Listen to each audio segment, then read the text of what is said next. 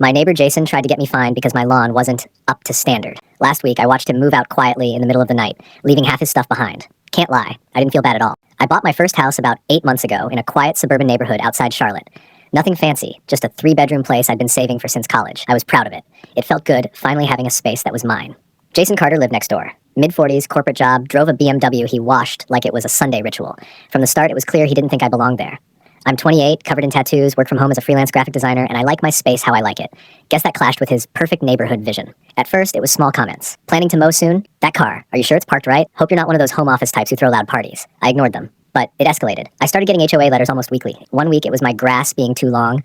Next week my car wasn't aligned properly in the driveway. Another week my porch light was too bright and disturbing him. I swear it felt like he had a notebook or he was tracking every little thing I did. Emily, his wife, would sometimes wave awkwardly, clearly embarrassed. I never spoke to her much, but she gave off this vibe like, I'm sorry he's like this. Meanwhile, Jason seemed to enjoy it, like it was a game for him. I even found one letter tucked under my mailbox while I was bringing in groceries. He didn't even bother mailing it officially, just dropped it off. 3 months ago, things boiled over. I was in the middle of a huge project, working crazy hours, and yeah, my lawn looked a little rough. I was planning to mow it over the weekend, but Jason didn't wait. He filed an official HOA complaint with pictures, probably taken from his window.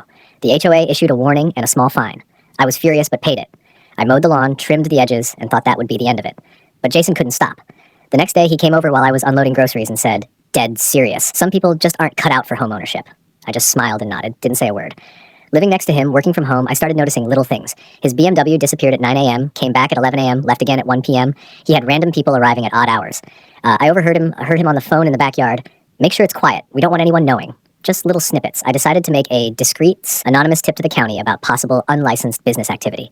Nothing dramatic, just hey, someone might be running a small business from home without proper permits. I didn't expect it to go anywhere. Meanwhile, life at home felt tense. Every time I went outside, I felt like he was watching. When I mowed, he'd peer from his window. When I brought in packages, he'd lean on his fence.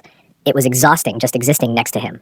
Turns out, he really was running a small resale business out of his garage, buying liquidation pallets, flipping online, but without proper licenses or tax reporting. On top of that, he was technically violating several HOA rules about home businesses. Within weeks, inspectors started showing up. HOA fines, county fines, notices. He was scrambling. I'd see him pacing outside, yelling into his phone, Emily looking increasingly fed up. The tension was palpable. It wasn't over a lawn anymore. It was real consequences catching up to him. Then one night, around 10 p.m., he knocked on my door. He looked exhausted, stressed, sleep-deprived. He asked if I had reported him. I looked him in the eye and said, maybe you should consider whether you're really cut out for homeownership. Closed the door calmly.